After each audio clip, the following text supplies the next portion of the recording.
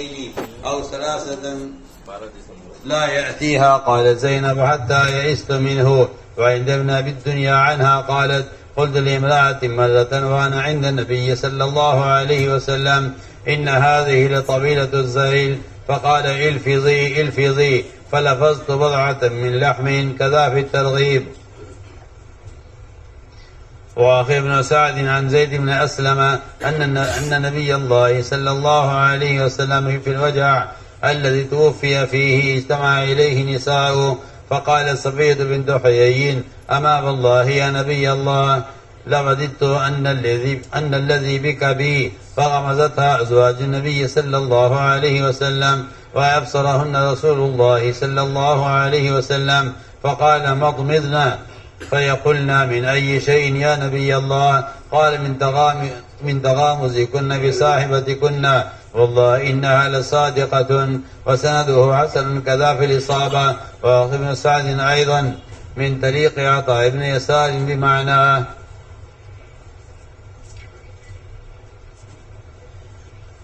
میرے محترم دوستو، بزرگوں، عزیزوں، پہلے زمانے میں غیبت کرنے کے لیے مسلمان کا مسلمان کے پاس جا کر بیٹھنا اور مسلمان کا مسلمان کے پاس کے لیے وقت فارغ کرنا ہوا کرتا تھا.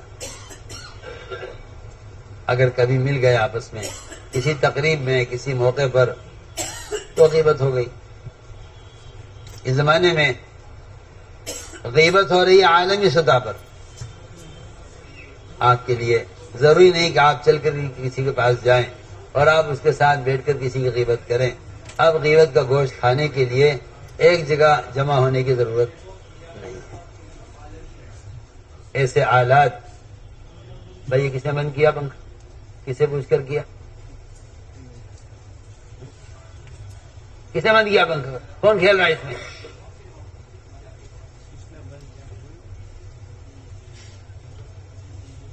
یا بیٹھ کے کھیلتے رہتے ہو؟ تو میں نے عرض کیا کہ حالات ایسے ہیں اس زمانے میں کہ آپ کو غیبت کرنے کے لیے کہیں جانے کی ضرورت نہیں.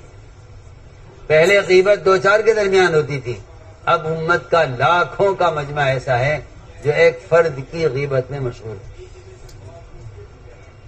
پہلے 1-2 آدمی مل کر ایک آدمی کا گوشت کھاتے تھے، اب لاکھوں آدمی مل کر ایک آدمی کا گوشت آسانی سے کھاتے ہیں. آپ کو یہ دھوکہ لگا ہے کہ اللہ نے سہولت کی چیز دی ہے. میں کہتا ہوں اللہ کی قسم، غیبت کی سہولت، تہمتیں لگانے کی سہولت، جھوٹی خبریں پھیلانے کی سہولت، یہ سارے شیطانی کاموں کی سہولت ملی ہے اس آلے سے. اس سے سب سے زیادہ غیبت اس کے ذریعے ہوتی ہے. آپ ایک ملک میں بیٹھے ہیں، دوسرا آدمی دوسرے ملک میں بیٹھا ہے، آپ دونوں آپس میں ایک مسلمان کی غیبت کرنے میں برابر شریک ہیں. بتائیے ہے یا نہیں؟ آپ کو ضرورت نہیں کہ آپ غیبت کے لیے کسی کے پاس چل کر جائیں. نہیں، اپنے گھر بیٹھو غیبت کرو. آدمی تنہا بیٹھ کر غیبت کرتا ہے.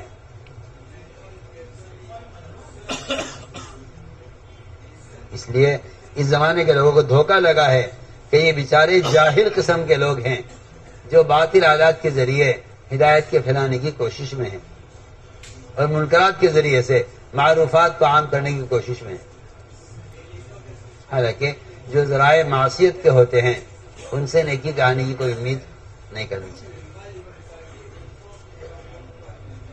حالات ذرائع معصیت کے لیے اس سے ہدایت کے ملنے کی امید کرنا دین کے ساتھ کھیل کرنا ہے.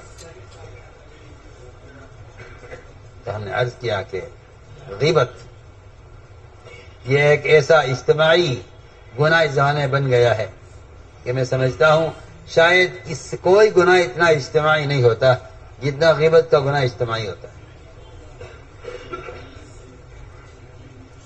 اور غیبت صرف زبان سے نہیں ہوتی بلکہ آنکھ کے اشارے سے بھی غیبت ہوتی ہے. آنکھ کے اشارے سے بھی غیبت ہوتی ہے.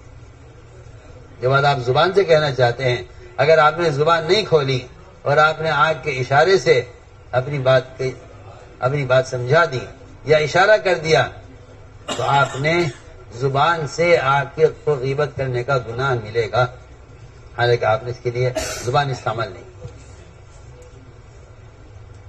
اگر غیبت کرنے کے لیے آپ آنکھ کا استعمال کرنے صرف ایک اشارے کا، تو اس سے بھی آپ کو زبان سے غیبت کرنے کا گناہ بھی ملے گا، اور اس سے آپ کی زبان ناپاک ہوگی.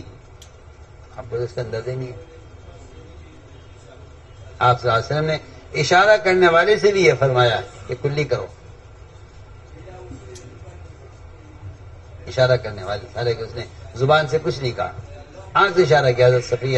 حضرت صفیہ کے لیے ازواج مطہرات نے فرمایا کلی کرو، فرمایا کلی کرو. اگر ہم یہ واقعات نہ سنیں تو ہم تو بھول بھی جائیں گے غیبت کسے کہتے ہیں. حالانکہ زنا سے بڑا گناہ ہے، اور یہ بات ڈرنے کے لیے کافی ہے کہ اللہ کے یہاں زنا کی توبہ ہے، غیبت کی توبہ نہیں. اللہ کے یہاں حالانکہ زنا حد والا گناہ ہے، پھر بھی زنا کی توبہ ہے، غیبت کی توبہ. غیبت کی توبہ اس کے پاس ہے آپ کے لیے جس کی آپ نے غیبت کی ہے. جب تک آپ اسے جا کر اس سے کہہ کر حلال نہیں کرائیں گے، اس وقت تک غیبت کا گوشت آپ کے پیٹ میں رہے گا اور جہنم کی آگ اس کو جلائے گی. آپ جتنا چاہے استغفار کر لیں، جتنا چاہے رو لیں اللہ کے سامنے، جتنی چاہے آئندہ نہ کرنے کا عزم کر لیں، غیبت تو گناہ معاف نہیں.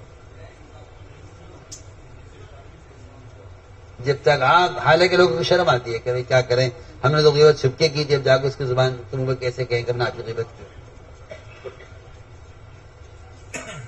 جب تک آپ یہ نہیں کریں گے اس وقت تک آپ کے پیٹ میں غیبت کا گوشت باقی رہے گا اور جہنم کی آگ اس کو جلائے گی. یہ حدیث میں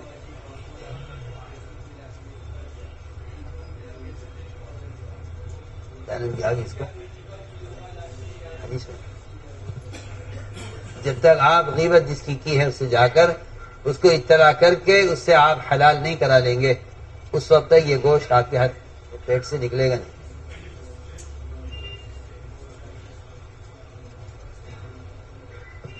لیکن کیا کریں، لوگ حدیث میں ان مثالوں کو فرضی مثالیں سمجھتے ہیں، یا سمجھتے ہیں تو سمجھانے کے لیے کہا گیا، حالانکہ ایسا نہیں. دیکھو غیبت کس طرح ہوتی ہے اور کتنی معمولی بات غیبت بن جاتی ہے. عائشہ فرماتی ہے رضی اللہ تعالی عنہ کہ میں نے کہہ دیا آپ صلی اللہ علیہ وسلم کے سامنے حضرت صفیہ کے بارے میں کہ اس کا قد چھوٹا ہے، آپ کے لیے تو بس صفیہ کافی ہے. صفیہ کافی ہے آپ کو تو چھوٹے قد والی. آپ نے اے عائشہ تیری زبان سے وہ جملہ نکلا ہے، اگر کڑوے سمندر کے پانی میں، یہ ترجمہ اس کا ہے، اگر کڑوے سمندر کے پانی میں، اگر میٹھے سمندر کے پانی میں یہ تیرا جملہ ملا دیا جائے تو سارا سمندر کا پانی میٹھے سے کڑوا ہو جائے.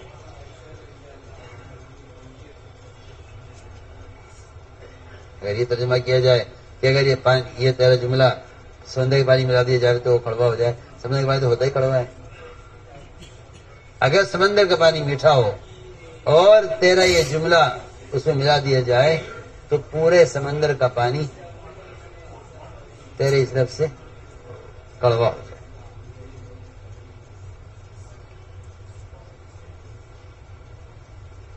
اس لیے حدیث میں آتا ہے کہ بد اخلاقی کا ایک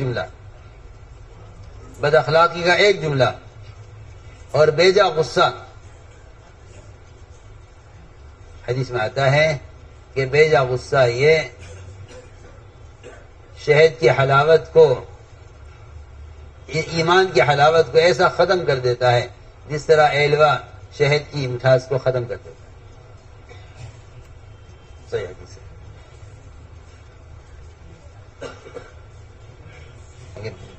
اگر آدمی بلا وجہ غصہ ہو تو غصہ اتنی بڑی بد اخلاقی ہے، اور اگر غصہ ہے کسی کے اندر دین کے لیے تو یہ اس کے ایمان کے کمال کی علامت ہے. اس کے ایمان کی کمال ایمان کی علامت. میں نے لکھا ہے جس آدمی کو منکر پر غصہ نہ آئے اس کے ایمان کا ذائقہ ختم ہو چکا ہے. اس کو منکر کو دیکھ کر غصہ نہ آئے اس کا ایمان کا ذائقہ ختم ہو چکا ہے. اور اگر کسی کو بلا وجہ غصہ آئے تو بلا وجہ کا غصہ کرنے والا اس کے ایمان کی حلاوت اس طرح ختم ہو جاتی ہے جس طرح ایلوا شہد کی حلاوت کو مٹھاس کو ختم کر دیتا ہے. آپ نے فرمایا کہ عائشہ ایسا جملہ تو نے کہہ دیا ہے صرف لنگڑے کو لنگڑا کہنا یا چھوٹے قد والے کو چھوٹا قد والا کہنا، یہ جملہ بھی ایسا ہے کہ اگر تیرا یہ جملہ ملا دیا جائے میٹھے سمندر کے پانی میں تو سارا پانی کڑوا ہو جائے. حضرت عائشہ فرماتی ہے کہ میں نے آپ کے سامنے کسی کی نقل اتاری، کسی کی آواز میں آواز بنا کر یا کسی کے چلنے میں اس کی چال کی نقل اتارنا. آپ نے فرمایا کہ مجھے یہ بات پسند نہیں ہے کہ میرے سامنے کسی کی نقل اتاری جائے، اگرچہ مجھے ایسا کرنے میں ساری دنیا مل جائے یا مال کثیر مل جائے. ایک روایت میں ہے حضرت صفیہ کی سواری بیمار ہو گئی،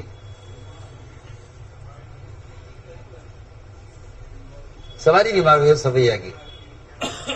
حضرت زینب کے پاس زائد سواری تھی. آپ نے فرمایا زینب سے کہ اس سواری ایک اس کو دے دو،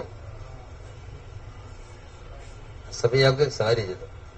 حضرت زینب نے کہہ دیا کہ اچھا اس یہودیہ کو میں اس کی سواری دوں گی. بس اتنا کہا، آپ کو غصہ آ گیا اور آپ نے ان سے بول چال بند کر دی. ذوالحجہ کا مہینہ، محرم کا مہینہ اور سفر کا مہینہ، بعض روایتوں میں 2.5 مہینے، بعض روایتوں میں 3 مہینے، آپ ان سے بات چیت نہیں کی، یہاں تک کہ یہ مایوس ہو گئی اس بات سے کہ آپ ان سے بات کریں گے. ایک روایت میں ہے کہ میں نے ایک عورت کے بارے میں کہہ دیا کہ یہ اس کا تو دامن لمبا ہے، کرتے کا دامن لمبا ہے، عیب بیان کر دیا. آپ نے فرمایا اے عائشہ جلدی کل تھوک تھوک، تو کہتے ہیں میں نے جو تھوکا تو میرے تھوک میں گوشت کا ٹکڑا نکلا. تھوک میں کچا گوشت، کچے گوشت کا ٹکڑا نکلا میرے منہ سے.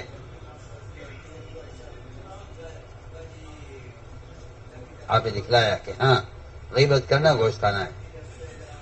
زید بن اسلم کہتے ہیں کہ آپ صلی اللہ علیہ وسلم بیمار تھے، وہ بیماری جس میں آپ کی وفات ہوئی ہے.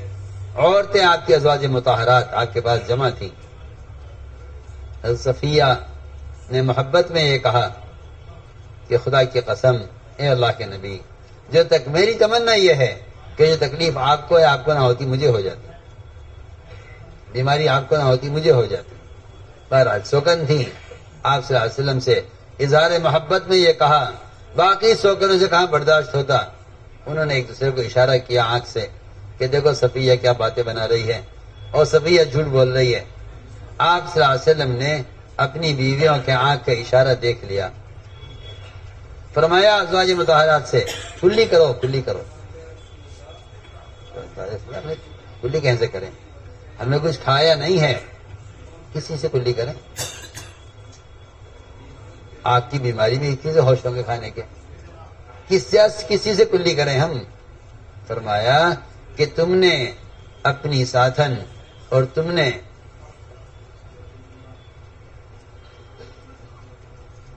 صفیہ کی غیبت کی ہے، حالانکہ زبان سے کچھ نہیں کہا. ان کی بات پر آنکھ سے اشارہ کیا کہ یہ جھوٹ بول رہی ہے. فرمایا صفیہ اپنی بات میں سچی ہے، اور فرمایا ان سے کہ تم کلی کرو.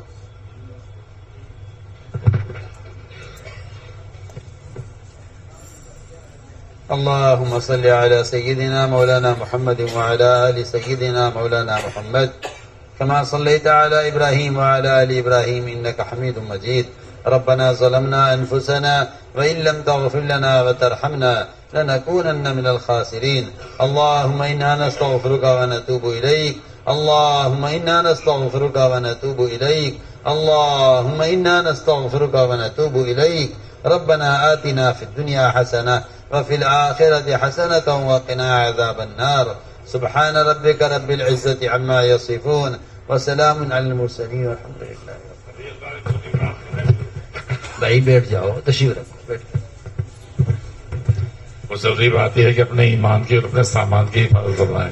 ایمان بنے گا دعوت سے، جتنا ایمان کی دعوت دیں گے اتنا ایمان بنے گا.